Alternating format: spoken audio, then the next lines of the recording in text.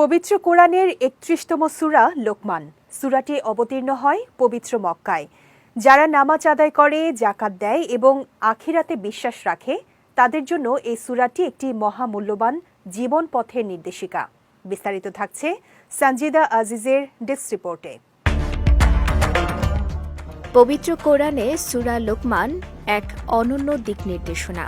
মূলত লোকমান হাকিম, যিনি তার পুত্রকে অসাধারণ কিছু উপদেশ দিয়েছিলেন, সেই উপদেশগুলোর মূল বার্তাগুলোই সূরা লোকমানে উল্লেখ করা হয়েছে, যে উপদেশগুলো জীবনের চলার পথকে বদলে দিতে পারে।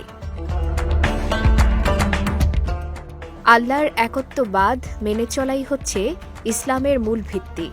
শিরক করা সবচেয়ে বড় গুনাহ এবং এটি চরম সীমা লঙ্ঘন।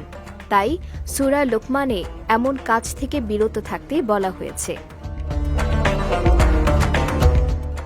নামাজ শুধু দৈনিক এক প্রকার ইবাদত নয়, বরং এটি আল্লাহর নৈকট্য লাভের মাধ্যম।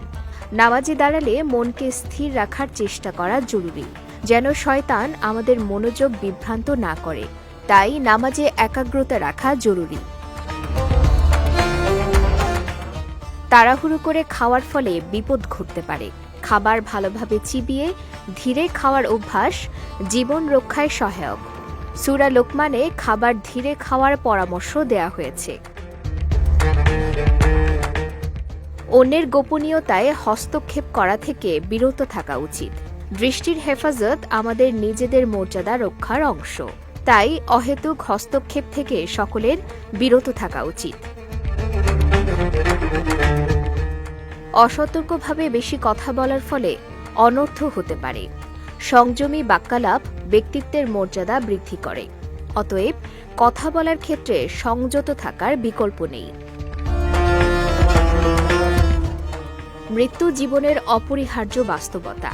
এটি স্মরণে রাখলে মানুষের অহংকার কমে এবং জীবন চলার পথে দায়িত্বশীলতা বাড়ে। তাই সার্বক্ষণিক মৃত্যুকে স্মরণ রাখা উচিত। আল্লাহর স্মরণ জীবনের প্রতিটি মুহূর্তকে অর্থবহ করে তোলে। সূরা বাকারায় আল্লাহ বলেন, যদি তোমরা আমাকে স্মরণ করো তবে আমি তোমাদের স্মরণ করব। উপকার করার পর তা নিয়ে খোঁটা দেয়া উচিত নয়। প্রকৃত দান তাই যা বিনিময়ের প্রত্যাশা ছাড়াই করা হয়। তাই উপকার করে তা ভুলে যাওয়াই শ্রেয়। ক্ষমার গুণে মানুষের হৃদয় জয় করা সম্ভব।